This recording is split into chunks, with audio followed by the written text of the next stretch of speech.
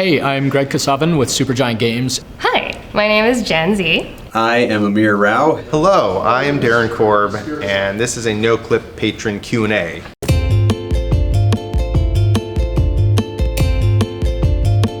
Dorian Young asks, is there a reason Supergiant doesn't do DLC or expansions/sequels to existing IP?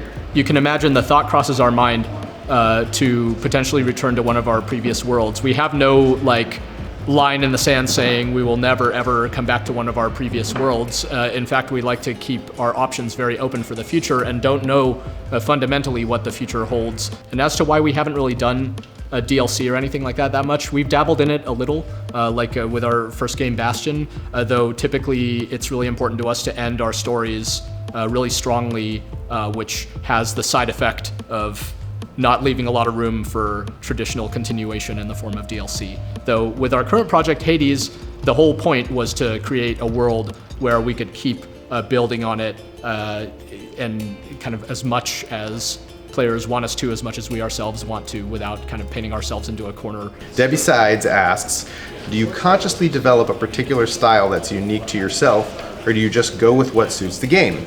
And how does that process start? I am involved with the team, I'm on the team, so it's not like I'm sent stuff and then I kind of percolate about it and respond. We're all sort of developing the game concurrently at the same time together. I look at Jen's concept art, and what I do is informed by that, and we talk about the tone of the game, and Greg and I have chats about that. Broadly speaking, every single person on this company basically orients themselves towards a certain preset tone and setting that we have come up with through hours and hours of conversation before anyone gets any work started. So once we know what the tone and the setting is, then yeah, for sure, Darren and I, we talk about things, but a lot of it is actually just us working away in our own little isolated cave in our own craft, and then putting the pieces together and seeing hey, do these fit? And I try and squeeze them all into the music as best I can. Mr. Nathan Lyng, who asks, do you still have the camera from Giant Bomb? And if so, any plans to do anything with that footage? This is in reference to a bygone era when we did a series called Building the Bastion around our very first game. And Giant Bomb provided us with a video camera that we would use to record footage that went into that series. We held onto it after Building the Bastion was complete and started filming some stuff through the course of Transistor, our second game.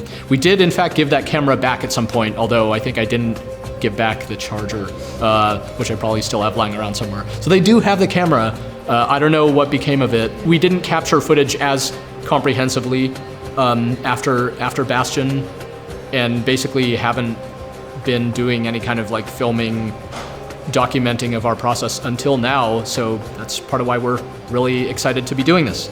Dorian Young asks, do they consider multiplayer co-op experiences in their design, or are they strictly single-player focused?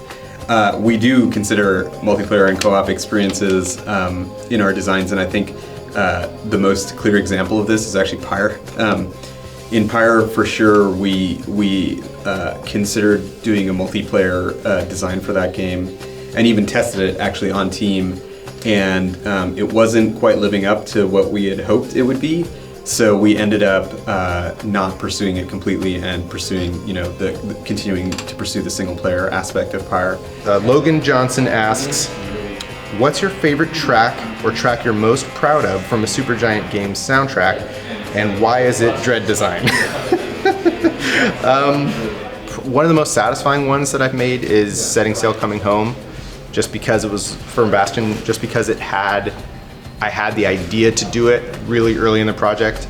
And then, yeah, there's probably a track for each game that when I complete it, I feel like it represents the tone really well, and it's a big relief to have made on Transistor. I think it was Old Friends. Once I did that one, then I was like, okay, I know what this game sounds like. Ethan Thibault asks, if you had to describe Supergiant as a kind of sandwich, what would it be? This is a question that really ought to have been directed at someone other than myself.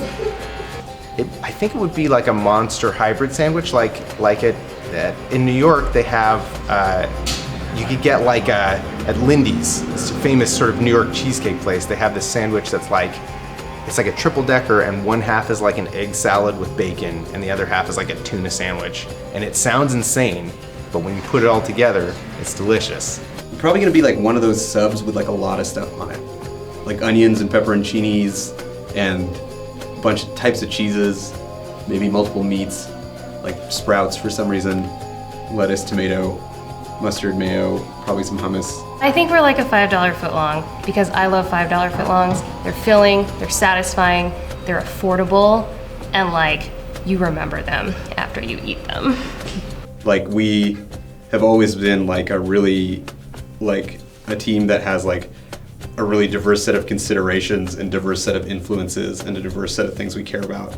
And it's never been like super important to us that we all like agree on the things that inspired us. We only really have to agree on the thing we're making.